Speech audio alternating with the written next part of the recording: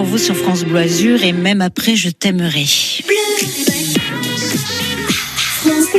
Sur France Bleu Azur, on a décidé de parler de Marc Chagall et c'est vrai qu'il y a beaucoup de choses à dire sur Marc Chagall et avec nous pour en parler, Cécile Tarlier qui est président de l'association Guide Provence et Guide de France. Bonjour Cécile. Bonjour Daria, bonjour les auditeurs. Cécile, Marc Chagall, il a passé une partie de sa vie dans les Alpes-Maritimes.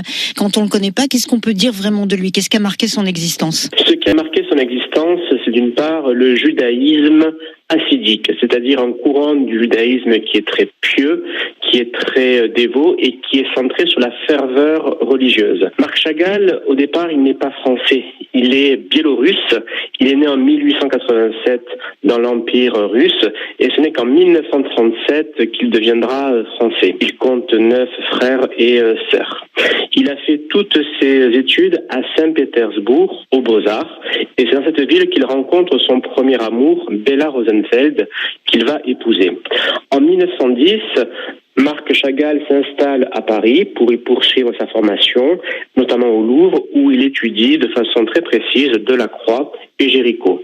À cette occasion, il fait la connaissance de Blaise Cendrasse et de Guillaume Apollinaire. Et le poète Blaise Cendrasse détecte chez lui des talents artistiques indéniables.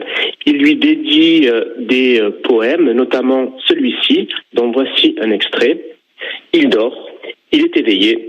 Tout à coup, il peint, il prend une église et peint avec l'église, il prend une vache et peint avec une vache. C'est-à-dire que le talent créateur de Marc Chagall, en lien avec sa piété religieuse, sa ferveur religieuse, a été très vite identifié chez les contemporains de son époque, et notamment les poètes français. En 1937, Marc Chagall devient citoyen français, il prend la nationalité française et il passe la Seconde Guerre mondiale aux États-Unis en raison des persécutions nazies qui dévastent le continent européen. Et ce n'est qu'après la guerre que Marc Chagall revient en France. Il s'installe à Vence en 1948 avec son épouse, sa troisième épouse, Valentina Brodsky, dite Pava. En 1966, le couple déménage à Saint-Paul-de-Vence. Là-bas, ils font construire une grande maison à la sortie du village qu'il baptise La Colline. Et cette maison est surtout pour lui un cadre de travail et de repos où il reçoit de nombreux amis, notamment les époux Matt, qui vont l'aider à développer ses créations et à développer son art. Saint-Paul-de-Vence est pour Marc Chagall et son épouse Vava un havre de paix, un lieu de tranquillité et de calme, et aussi un point fixe, car Marc Chagall est très sollicité pour différents clients qui se trouvent soit en Israël, soit aux États-Unis, soit en France. Et c'est dans cette ville, dans ce village, à Saint-Paul-de-Vence, que Marc Chagall meurt en 1985. Il est enterré à Saint-Paul-de-Vence et sa tombe est très facilement identifiable dans le cimetière car elle est recouverte de pierres. C'est la tradition juive qui veut cela, qui veut que lorsque quelqu'un se recueille, après son passage, après son recueil, il y dépose une pierre. Cécile, on écoute un petit peu de musique et on se retrouve dans un instant. À tout de suite. Aujourd'hui, on a décidé de parler de Marc Chagall en compagnie de Cécile Tarlier. Cécile, c'est le président de l'association Guide Provence et Guide de France. Cécile, on va évoquer ensemble le travail de Marc Chagall et les endroits où on peut voir ses œuvres. Tout à fait. Marc Chagall s'installe à Vence en 1948, puis à Saint-Paul en 1966, et il y a, dans notre département, 3 sites majeurs qui méritent un arrêt.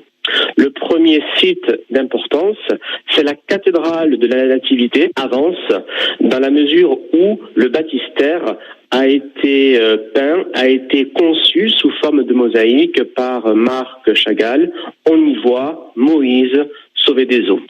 Autre site d'intérêt dans notre région, aux Arcs-sur-Argence, dans le Var, où Marc Chagall exécute une mosaïque pour décorer la chapelle Sainte-Roseline. Sainte-Roseline, c'est une sainte locale qui était la fille du seigneur des Arcs.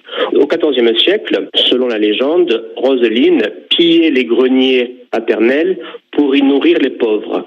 Jusqu'au jour où, surprise par un garde de son père, qui lui demande de dévoiler le contenu de son tablier, en l'ouvrant, en lieu et place du blé, ce sont des roses qui sont apparues. Et les miracles qui entourent Sainte Roseline ont été représentés par Marc Chagall dans la chapelle de ladite sainte, aux Arcs sur Argence. La mosaïque qu'il a exécutée s'appelle Le Repas des Anges et elle a été financée par les époux Matt. Et le troisième site d'intérêt dans notre département, c'est le musée Marc Chagall, ou musée national du message biblique, qui se trouve à Nice, dans le quartier de Cigné. Alors, ce qui fait la spécificité de ce musée, c'est qu'il a été inauguré en 1973 par André Malraux, à une époque où l'artiste est encore vivant. L'essentiel des musées de la planète dédiés aux artistes le sont une fois ceux-ci morts. Et la spécificité de ce musée, le musée Marc Chagall, c'est qu'il a été inauguré en la présence de l'artiste de son vivant. Et dans ce musée, on y trouve 17 toiles avec des références très explicites qui sont faites à la Bible. On y trouve des toiles représentant le roi David, Abraham. On y trouve également une toile représentant l'Exode, c'est-à-dire la sortie du peuple juif d'Égypte. Donc ce qui fait la spécificité de Marc Chagall, c'est vraiment cette inspiration religieuse. Il a été très marqué par le judaïsme hassidique, qui est un judaïsme pieux et extrêmement créatif, extrêmement fervent et qui s'exprime à travers les arts, la danse et le chant. Merci beaucoup Cécile, on a fait un beau voyage grâce à vous donc sur France Bleu Azur et on a découvert plein de choses qu'on connaissait pas forcément sur Marc Chagall. Je rappelle Cécile que vous êtes présidente de l'association Guide Provence et Guide de France. À bientôt. À bientôt Daria, merci. France Bleu Azur. Un remix du super succès